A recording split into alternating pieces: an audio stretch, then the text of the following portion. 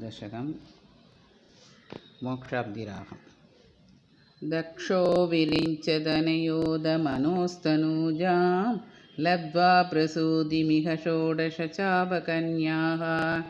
धर्मे त्रयोदश ददौ पितृषु स्वदां च स्वाहां हवेर्भुजि सतीं गिरिशेद्वदंशे।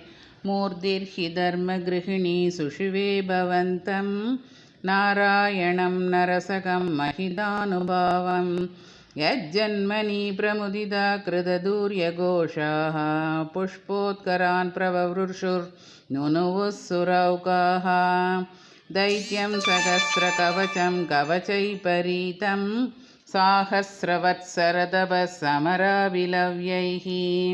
पर्यायनिर्मिततपः समरौ भवन्तौ शिष्टैककङ्कटममं न्यहतां सलीलम्। अन्वाञ्चरन्नुपदिशन्नभिमोक्षधर्मं द्वत्पार्तुमान् पद्रिकाश्रममध्यवार्षीः। त्वं प्राद्रुमान् पद्रिकाश्रममध्यवार्षीः। शक्रोददेशमदबोबलनिस्सहात्मा दिव्याङ्गना परिवृतं प्रजिगायमारं।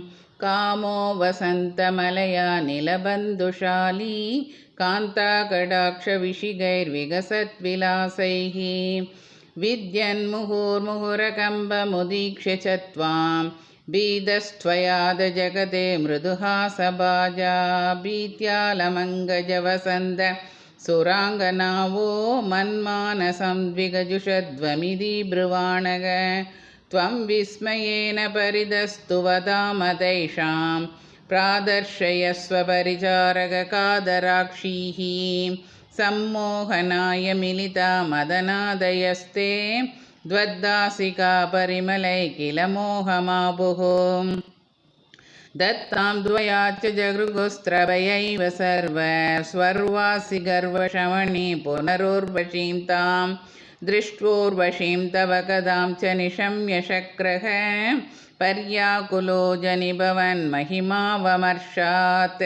एवं प्रशान्तरमणीयतरावताराद्वद्दोदिको वरद कृष्ण धनुस्त्वमेव। दक्षस्तु दादुरतिलालनया रजान्तो नात्यादृतस्त्वयि च कष्टमशान्ति राशीत्। येन व्यरुन्धसभवद्धनुमेव शर्वं यज्ञे च वैरभिषुणे स्वसुतां यमानीत्।